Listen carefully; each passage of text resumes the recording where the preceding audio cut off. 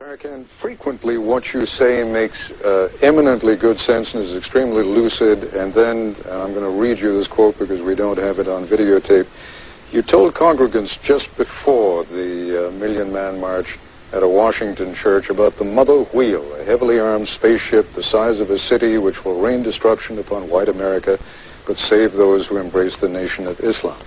It sounds like gibberish, but maybe you can explain it. Well, sir, you can ask President Jimmy Carter if it's gibberish. You can ask some of the astronauts who went up and saw it if it's gibberish. On the front page of the Washington Post, several years ago, a Japanese pilot was flying across the Bering Straits, and he saw something in his radar that looked like two large aircraft carriers joined together in terms of size. And an aircraft carrier is 440 yards long. Two of them together would be a half a mile by a half a mile. This is that wheel that was spoken of in Ezekiel that has become a reality. It's over the heads of us in North America, and soon you shall see these wheels over the major cities of America. It is above top secret by the United States government, and if it were gibberish, they made an awful lot of money, Mr. Koppel, on that movie called Independence Day, was about that which you call gibberish, and it flooded the theaters. Yes, it did. It was fiction, and just for the record, what President Carter spoke about was a UFO. There was no specificity about the kind of thing that you're talking about. He was asked whether he believed in UFOs, and he said yes. And he said he saw it, and he said when he became president, he would open up that information, which he never did. That's correct. But that information is leaking out now to the American people. Minister Farrakhan, it's always too short.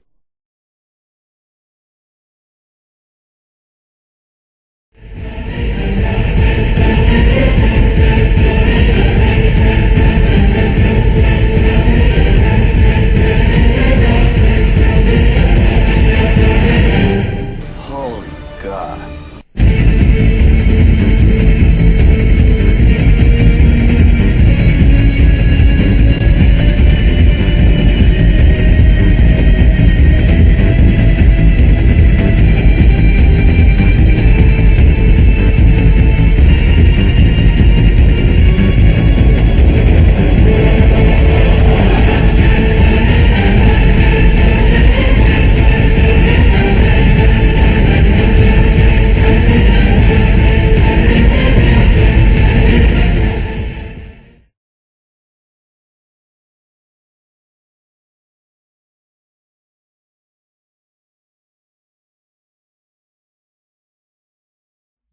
And in a tiny little town called Tepoztlan, there's a mountain on top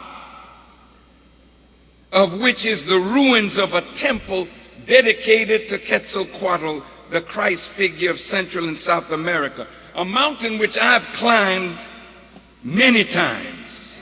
However, on the night of September 17th, 1985, I was carried up on that mountain in a vision with a few friends of mine. And as we reached the top of the mountain was lit.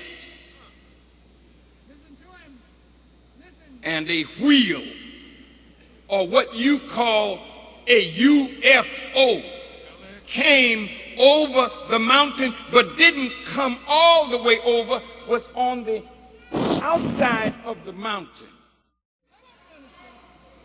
And as I walked over, thinking the wheel was going to come over and land for me to go in it, a voice said, "Relax." And a powerful beam of light came out of that wheel and lifted me up into it.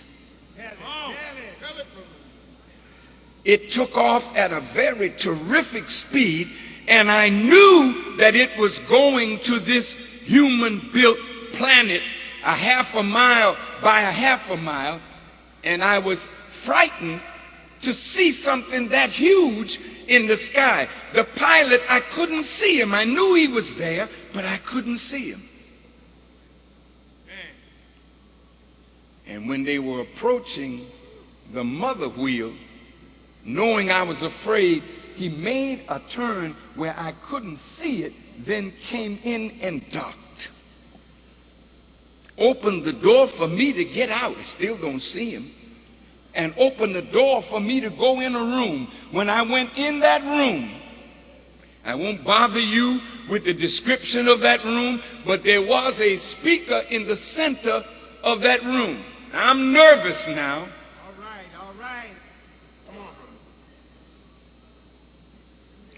And a scroll rolled down in front of me. A scroll with cursive writing on it. And I'm trying to come close to read it, and Elijah Muhammad spoke to me. I die before I lie. It ain't worth it to be a liar, only to be found out later. I don't have time for that.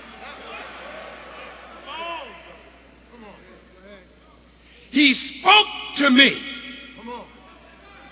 and these are his words.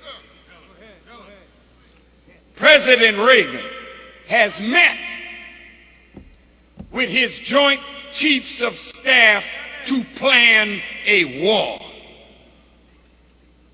I want you to hold a press conference and make known their plans and tell them that you got it from me, Elijah Muhammad, on the wheel. Exact word.